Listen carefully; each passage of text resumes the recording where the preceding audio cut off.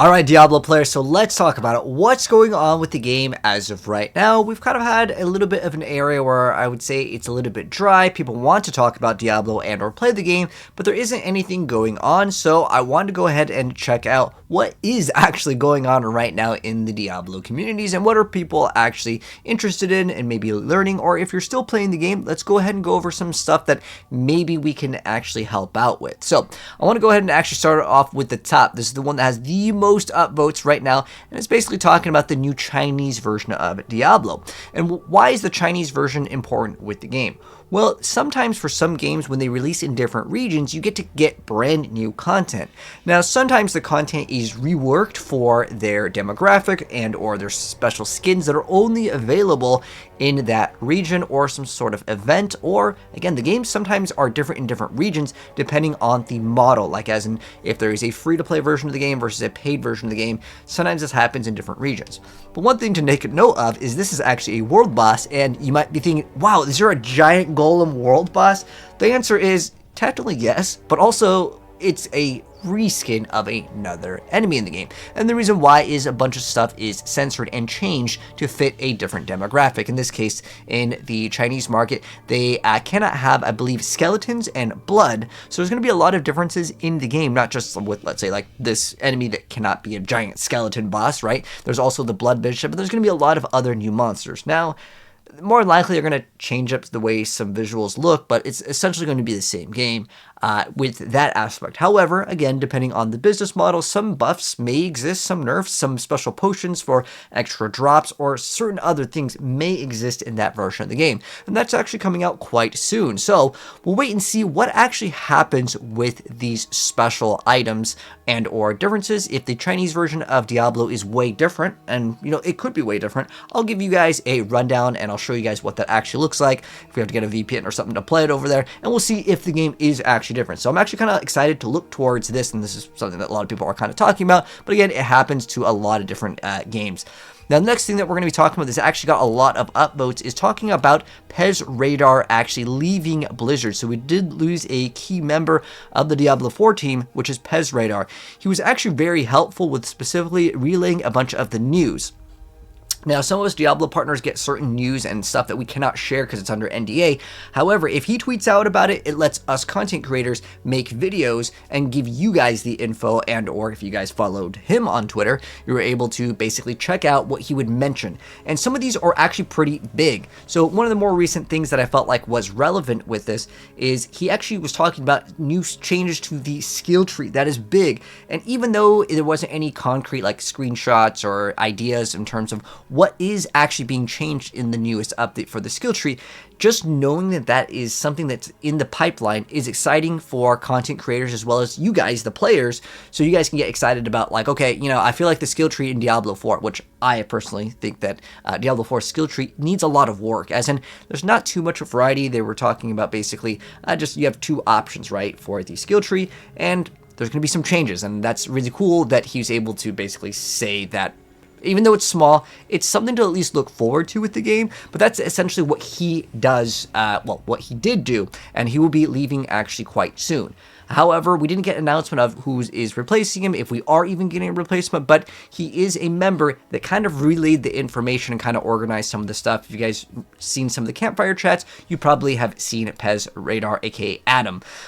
He was usually the guy that had like the iPad in the campfire chat. So as far as that goes, I don't know really what this means with the game in terms of like actual content for the game, but it's more relaying the info. So he was a key member. However, if you guys were thinking that like him leaving is going to make like the balance of the game or certain like, you know, other things, it's more just the relay of info here. So if any of you guys were worried, because I've read some of the comments, because this is like one of the big topics right now in the Diablo community. Again, there's like two separate posts that got a bunch of upvotes over here, basically just as info.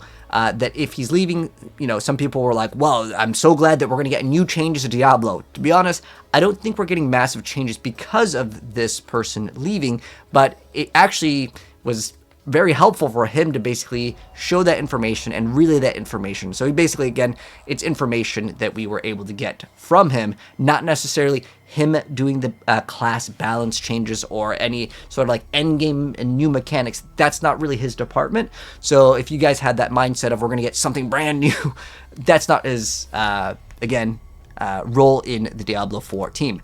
But as far as that goes, we'll wait and see if there's anything that emerges out of it. People get shifted around all the time in the gaming industry. We'll see if he is going to be working on another action RPG or what's going to happen. I don't know, but if something does come up and it's action RPG related, I'll let you guys know.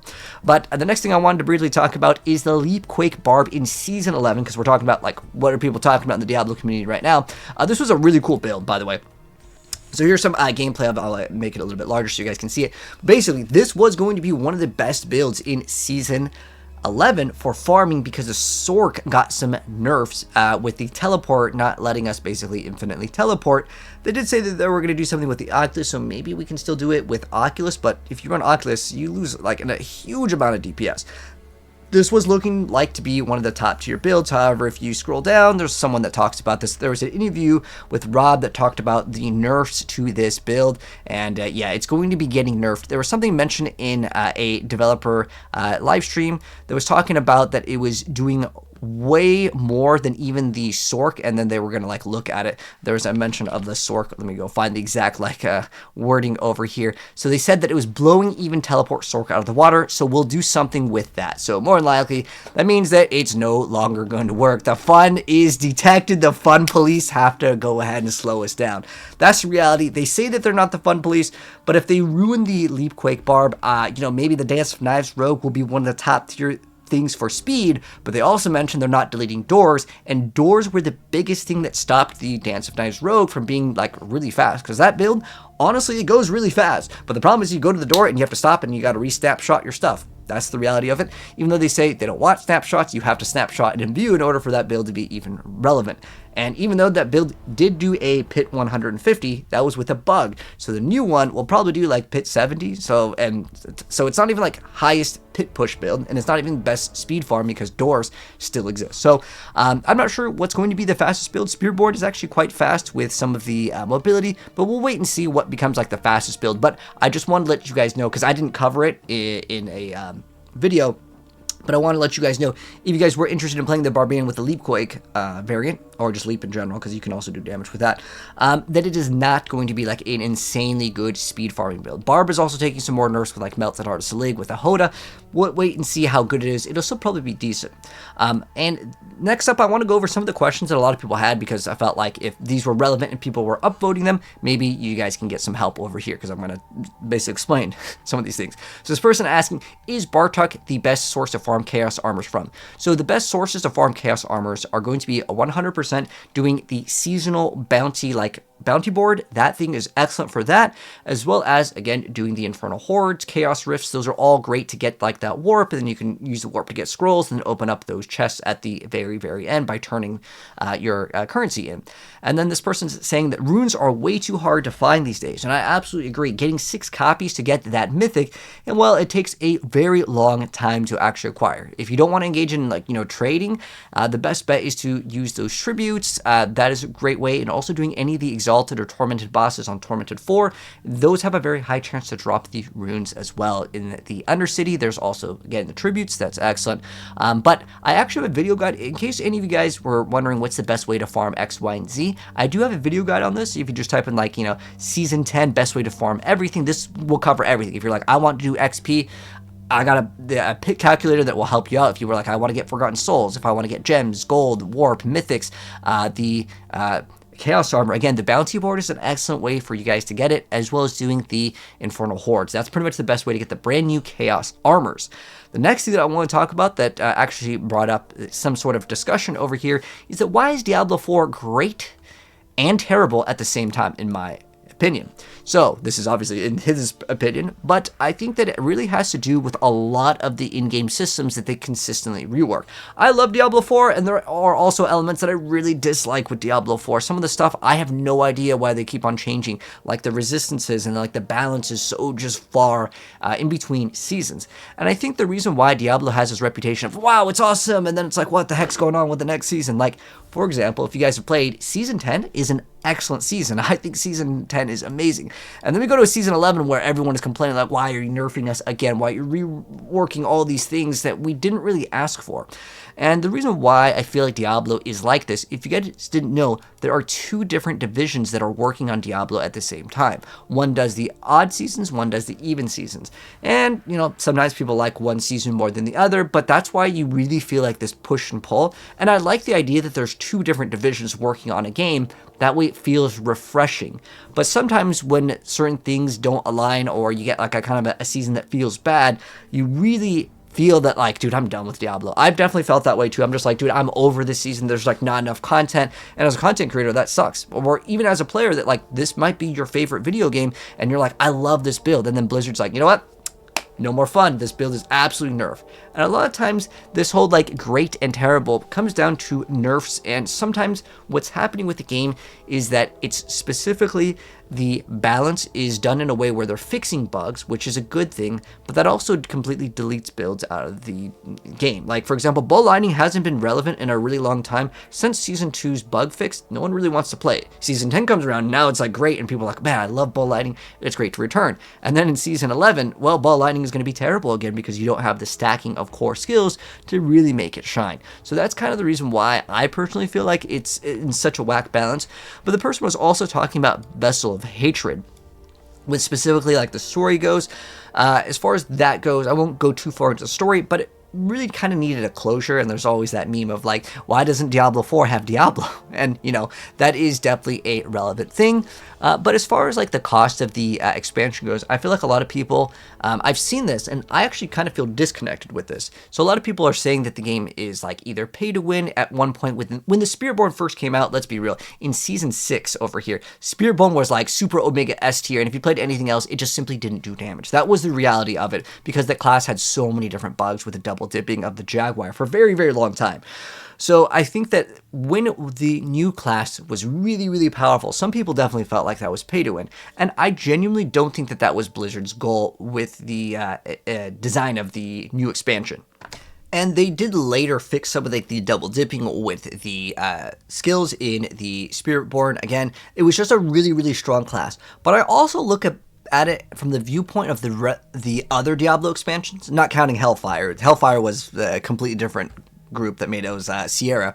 But with Diablo 2 with Lord of Destruction, that was an excellent expansion. That really made Diablo 2 vanilla to Lord of Destruction was a huge jump in terms of like, we had 2 new classes, we had so much more, we had a completely different act. I just felt like the whole game was just so much better from vanilla. And even if we looked at like Reaper of Souls with Diablo 3, that expansion added so much more content and so much more life into the game, where I felt like Vessel of Hatred didn't really add too much. The Undercity is slightly underwhelming, I would say, for a lot of players. Like, they did have good ideas and intentions, like the specific like target farming of like, you can select some sort of like input that you put like veiled crystals in, and like maybe you can get more amulets or whatever, but like it feels like too much of a slot machine. It's like, oh, I got regular amulets, non-greater affix, I don't care about the drops. So I want to say that Diablo really needs to kind of loosen up the like rope in terms of like the loot pool feels very terrible for doing some of the newer forms of content. I'm talking about Citadel and Tributes don't feel super exciting, with the exception of the Mythic tribute. Other than that, like I mentioned, you get some runes with it, but it's like, I need 6 EOM runes. Am I going to get 6 EOM runes by farming this again and again and again? No, it doesn't feel good at all. You'd rather just go farm other forms of content, get greater affix items, go sell them on a third-party trade website where everyone is like not responding, then get your gold. There's a lot of issues where I really feel like they could have addressed.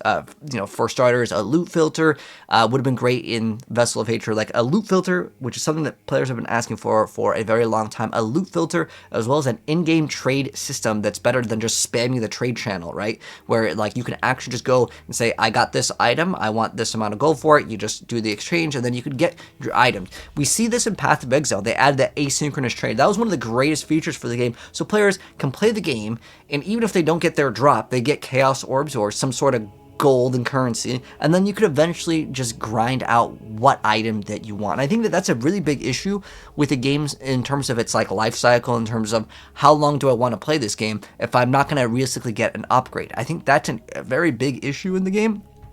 But as far as that goes, I do like the idea of rune words when they announced it, but they announced rune words, but rune words aren't even rune words. They're just like you put 2 and then something happens. I want to say the original identity of runes are kind of different because you just socket one of them in and it just gives you that free stat like a gem would, but then if you have like all these combos, you could get another thing.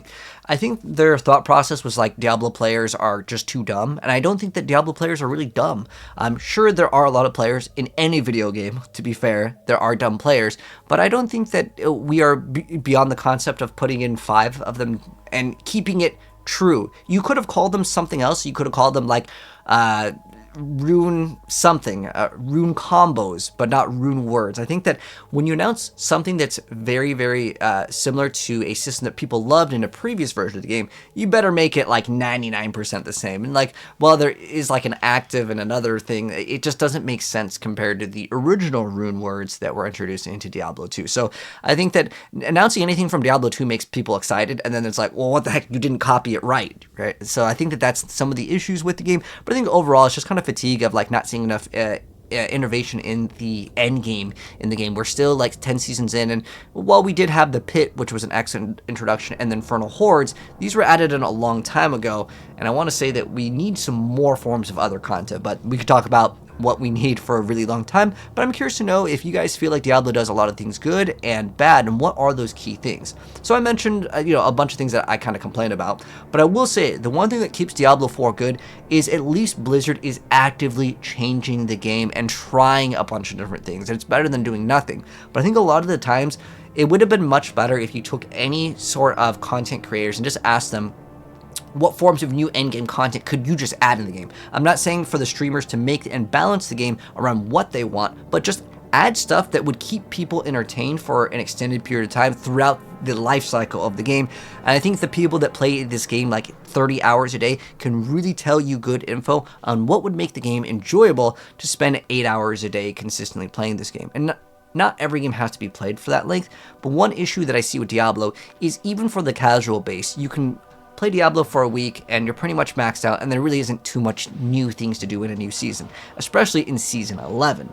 However, one thing that I do like with Diablo is the way that the game actually feels. Like, I like other action RPGs, okay? Like, I'll mention Titan Quest and Last Epoch, but if you compare the way those games feel compared to Diablo 4 and Path of Exile 2, like, I'm talking about just the hitting enemies and the enemies actually reacting, the actual game, like, in terms of how it feels, the combat, if that makes sense. It's not even just like, the balance or like, the updates. I'm talking about just the raw input of when you push the button, how good does it feel to connect with the enemy? A lot of action RPGs like Last Epoch and Titan Quest 2 don't really feel on the same level as Diablo 4 and Path of Exile 2 for that visceral action combat that really can keep players entertained, even if you're playing kind of like the same build that you've been playing, and what makes it feel good in the game. That's an area that I think that Diablo 4 has nailed as a foundation, but it's mainly that the updates here, sometimes they just feel out of whack because, again, balance.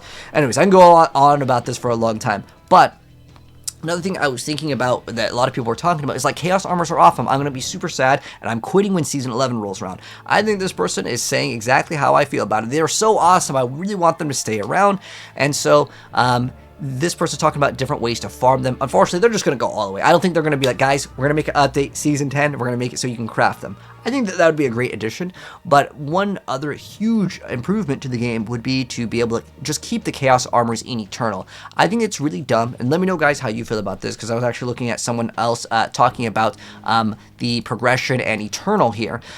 With the Chaos Armors, if you guys didn't know, we're losing all of them. Like, all your Chaos Armors, they're all just getting deleted. It feels bad, because we farm for them. Like, why can't we keep them in Eternal? Like, I understand if, like, new season, we don't have them. It's okay. That was that item for that season. Just like Path of Exile had, we had that Crane Gold, and or we had some different crafting with some of the mods on the weapons or armors. Like, if you guys remember, Explodey Chest in Path of Exile with a 100% chance to explode. That was awesome. Now, if you crafted it, you get to keep that forever. It is eternal, which, it's called standard PoE, but you get the idea. The items that you farmed for and you worked for and you crafted on and you just worked for it, you just lose it, and it feels bad. If you guys remember Abattoir Z, where you farmed up that glyph, and it's just like, well, you spent 100 hours, well, it's all gone.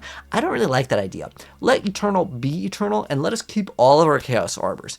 Now, for the future content, I totally get that we cannot have, Chaos Armors forever, although I don't think that that's even a bad idea. I think keeping Chaos Armors in the game permanently is a good idea. However, if Blizzard wants to do a different approach, maybe you could only equip one piece of Chaos Armor, or maybe two. I would suggest two, because then you can run more builds. The reason why Chaos Armors are so cool is you have items that prioritize a slot. Like, you guys have ever played Druid, like, there's so many builds, like, you gotta have Tempest Roar, otherwise the build doesn't function. And then you can't run Harlequin or, let's say, Air Perdition.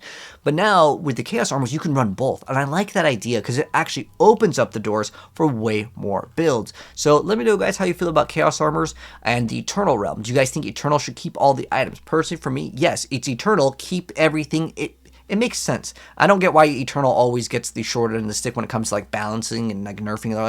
Well, the Eternal Realm just loses everything. Like you worked for it in the season. Why not just keep it?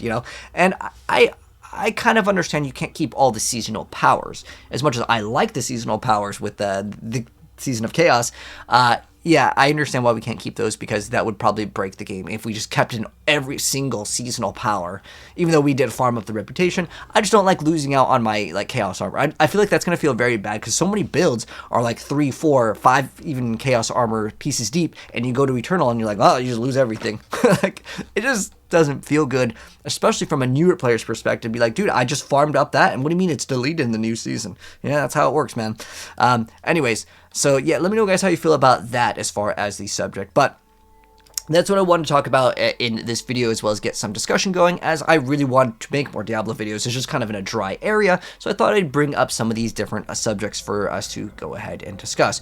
But I'm curious to know, how do you guys feel about the current state of the game, as well as, what's going on in Diablo 4 at the moment. Sometimes we get some events, like a Goblin event in the middle of the season, or like Tree of Whispers, and like little small XP bonuses, but I would really like to see Blizzard kind of do more big pushes in the middle of the season, even if it's just like a balanced number change and looking at some of the skills that are underperforming. I think that would really go a long way with keeping people entertained for a lot longer, looking at some of the skills that are F tier to at least bring them up to like at least from F tier to maybe like a B tier. I'm not asking for them to be the best, although going from F tier to like S tier wouldn't be a bad thing either. And no nerfs in the middle of the season, by the way. Blizzard, just buff up the stuff that's like doing really bad, buff it up in the middle of the season, and just let that thing ride out, see if it's good. And if you over buff it, then you can maybe tone it down back in the next season. But letting people experiment in the middle of the season with some updates would really go a lot longer in terms of people's desire to play, because that's the big issue that I see with specifically this game,